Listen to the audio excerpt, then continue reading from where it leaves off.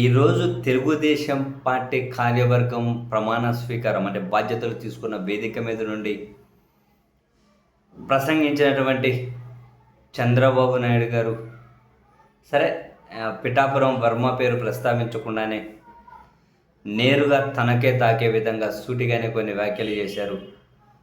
ఫ్లెక్సీలని ఫోటోలని ప్రతిదానికి గొడవ పట్టుకుంటూ పోతే కుదరదు, జస్ట్ పత్రికలకు బ్యానర్ హిట్టింగ్ కంటెంట్ ఇవ్వడం తప్ప ప్రయోజనం ఉండదు, కొన్ని చూసి చూడనట్లు వదిలేయాల్సి ఉంటుంది, అన్నీ పట్టించుకుంటే కుదరదు. ఇప్పుడు ప్రధాని వచ్చిన దగ్గరకు కొన్నిసార్లు నేను పోతే నన్ను కూడా ఆయన సెక్యూరిటీ పక్కకు దొబ్బేయచ్చు, కానీ ఆ సెక్యూరిటీకి తెలియదు నేను ఎవరు అని.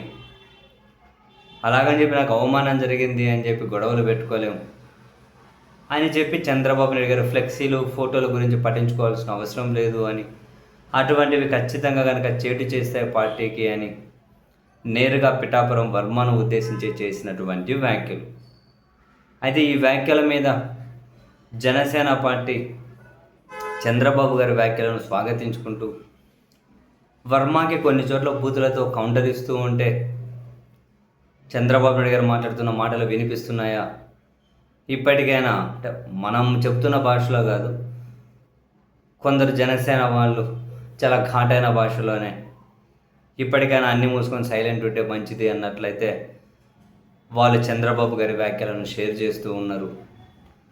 బట్ తెలుగుదేశం పార్టీ అంటే కరుడు కట్టిన కొందరు అభిమానులు కూడా వర్మ గారు మీరు తెలుగుదేశం పార్టీ నుంచి బయటకు వెళ్ళిపోతేనే బెటర్ అనిపిస్తూ ఉంది, మీరు టీడీపీలో ఉండి ఇన్ని అవమానాలు పడుతూ ఉంటే చూడడానికి మాకు ఇబ్బందిగానే ఉంది అని చెప్పి వర్మ మీద సానుభూతి వ్యక్తం చేస్తూ ఉన్నారు.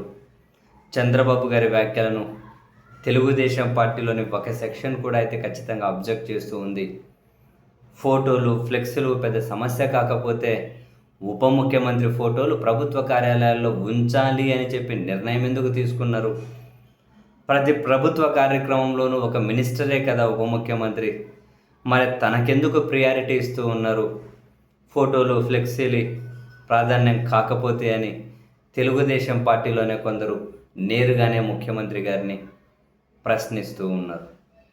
బట్ చాలా క్లియర్ కట్గా ముఖ్యమంత్రి గారి వ్యాఖ్యలు అయితే స్పష్టం చేస్తున్నది ఏంటి అంటే పొత్తు ఇంపార్టెంట్, జనసేన పార్టీతో గొడవలను అయితే నేను ఒప్పుకోను, కలిసి ఉంటేనే నిలబడగలుగుతాం. సో ఎన్ని జరిగినా గిల్లినా గిచ్చినా అవమానాలు ఇటువంటివన్నీ పట్టించుకోకూడదు, అల్టిమేట్గా జనసేనను కలుపుకొని పోవాల్సిందే. కొన్ని ఇబ్బందులు ఎదురైనా కూడా పంటి కింద నలిపి పెట్టుకొని ముందుకెళ్ళాలి, అలాగైతేనే మనం నిలబడగలుగుతామని క్లియర్ కట్గానే చెప్పేశారు. సో జనసేన పార్టీతో ఎక్కడైనా తెలుగుదేశం పార్టీ వాళ్ళకి ఇబ్బందులు ఉంటే, రాజకీయంగా వాళ్ళకి ఏమైనా సమస్యలు ఉంటే వాళ్ళకు వాళ్ళు తేల్చుకోవాల్సిందే, కానీ తెలుగుదేశం పార్టీ వైపు నుంచి వాళ్ళకు మద్దతు దక్కుతుంది అని భావించాల్సిన అవసరం లేదు అని ముఖ్యమంత్రి గారి వ్యాఖ్యలు చాలా క్లియర్గానే ఉన్నాయిలేండి.